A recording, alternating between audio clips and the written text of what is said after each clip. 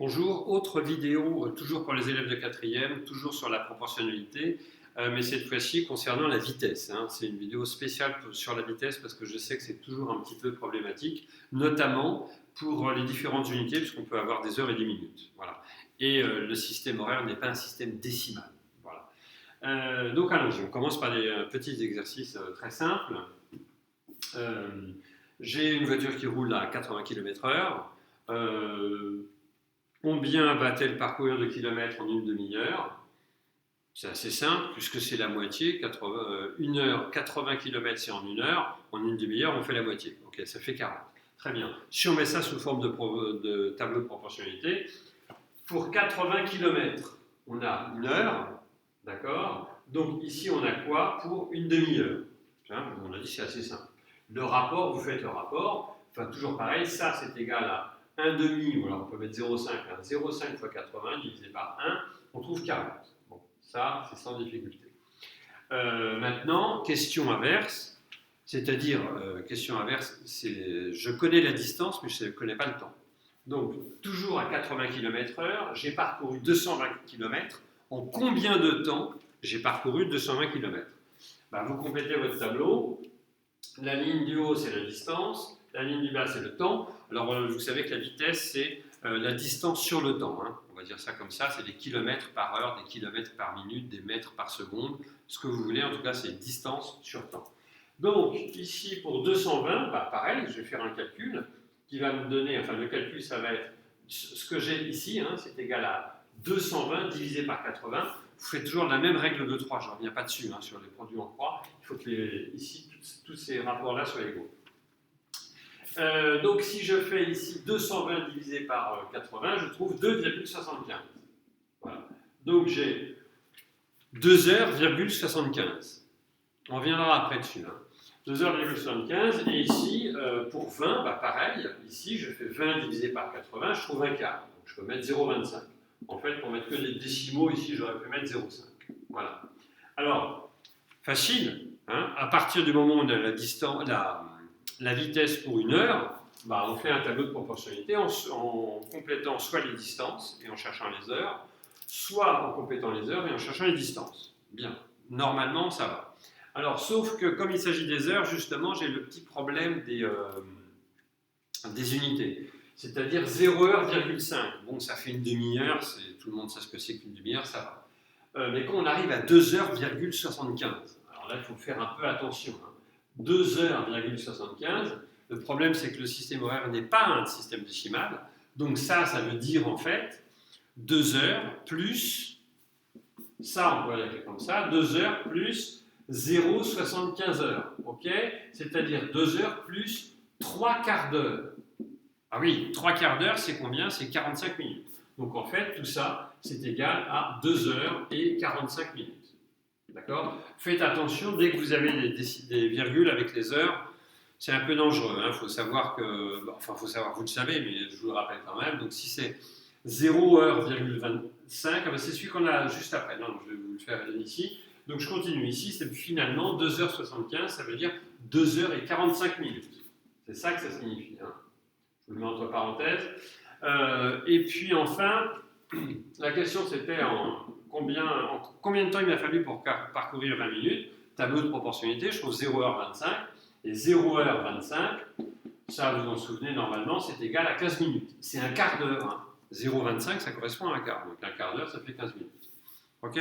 Ça va? Ça, normalement, vous avez déjà à peu près vu. Sinon, vous refaites l'exercice que j'ai fait, vous le reprenez au début, il y a un tableau vide, à moitié vide, enfin déjà un petit peu rempli. Vous mettez sur pause et vous le faites vous-même. Ici, pareil, deuxième exercice, même type d'exercice, mais on va voir que ça tombe un peu moins juste, on va voir. Donc, ici, l'énoncé de ce deuxième exercice, c'est que je parcours 140 km en 1h20. Là, par contre, je ne connais pas la vitesse horaire. Et justement, c'est ma première question. Quelle est la vitesse en km/h? Alors, je pourrais dire ici, ça c'est 1h20, je vais mettre 1h20 là-dedans. Et puis comme ça, après, je vais mettre 1 heure.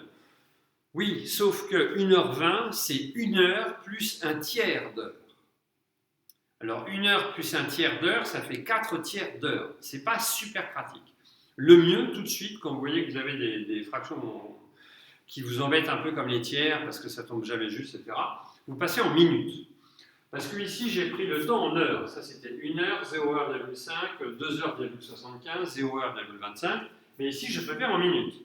Donc, en fait, si j'ai parcouru 140 km en 1 heure 20, ça veut dire que j'ai parcouru 140 km en 60 plus 20 minutes, c'est-à-dire en 80 minutes.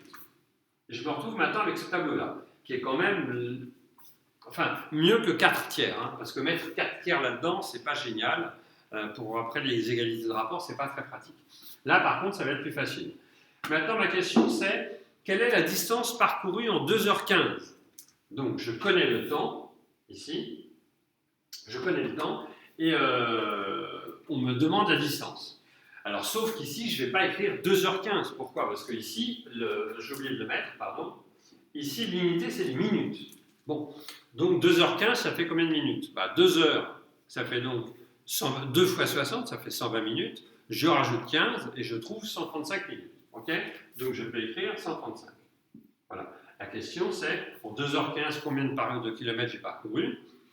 Comme d'habitude, pour trouver celui-là, vous faites 140 fois 135 divisé par 80.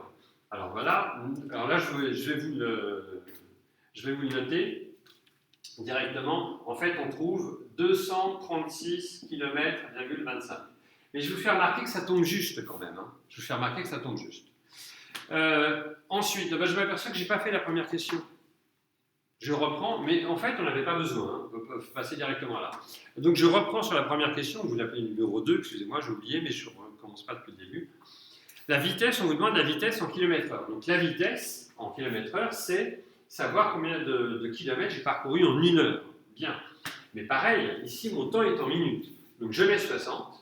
Ici, et je dis que ça, c'est égal à 60 fois 140 sur 80. Et là, vous allez tomber sur 105. L'idée, si vous voulez, c'est que tous ces rapports sont égaux. Alors, là, si la question, c'est quelle est la vitesse en km/h, je viens de calculer qu'on parcourait 105 km en 60 minutes. La vitesse en km/h, c'est 105 km/h. Voilà. Enfin, c'est 105 en fait. Voilà, 105 km/h. OK ? Distance parcourue en 2h15, excusez-moi, j'ai un peu tout mélangé. J'ai un peu mélangé les questions, mais c'est pas grave. Donc la distance parcourue en 2h15, elle est là, en fait. Les codes ne sont pas dans le bon ordre, mais c'est pas très grave. Et troisième question, on pourrait rajouter une troisième question, c'est combien de temps me faut-il pour parcourir 350 km? Pour 350 km. Le principe est toujours le même. Le tableau de proportionnalité, je connais les kilomètres et je cherche le temps. Donc je mets ici 350, je fais une fois de plus le même rapport, je fais 350 fois 60 divisé par 105, ou alors 350 fois ça divisé par ça, ou 350 fois ça divisé par ça. C'est toujours la même chose, les rapports sont égaux. Et on trouve là, quand on fait le calcul, ici on trouve 200. Très bien. Alors maintenant, comment je réponds à cette question-là? Combien de temps me faut-il pour parcourir 300 km? Je peux répondre 200 minutes, hein. C'est vrai. Sauf que 200 minutes, c'est pas génial, donc 200 minutes, je décompose 200 minutes comme 180 minutes plus 20. Vous êtes d'accord? 180, c'est 3 heures, et donc ça fait 3 heures. Réponse, voilà, il me faut 3 heures.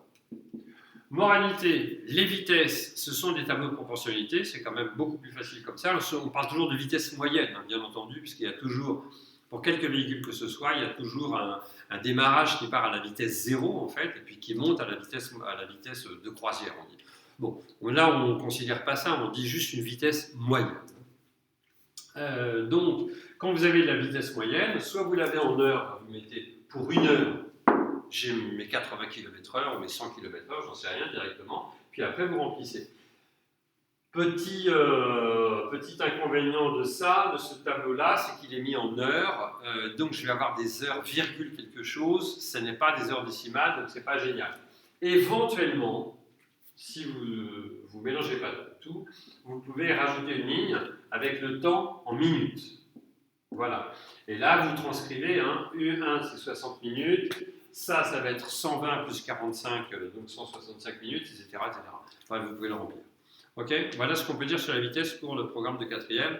Normalement, vous êtes à peu près calé. Alors, il y a aussi d'autres exercices du type si je parcours, si ma vitesse est de tant de km/h, quelle est la vitesse en minutes, par exemple, en kilomètres par minute. Le truc, en fait, c'est de bien comprendre que la vitesse, c'est distance sur le temps, et vous choisissez une unité de temps et vous y tenez pour tous vos calculs. Voilà. Tous les calculs sont faits comme ça. Après, en même temps, parallèlement à ça, vous pouvez aussi choisir une deuxième unité de temps qui serait les minutes et vous remplissez aussi par rapport à ça. Mais vos calculs, vous les faites toujours sur la même parce que sinon vous allez vous embrouiller. Voilà. Normalement, si vous avez bien compris ça, vous êtes à peu près capable de faire tous les exercices niveau quatrième. Voilà pour la vitesse.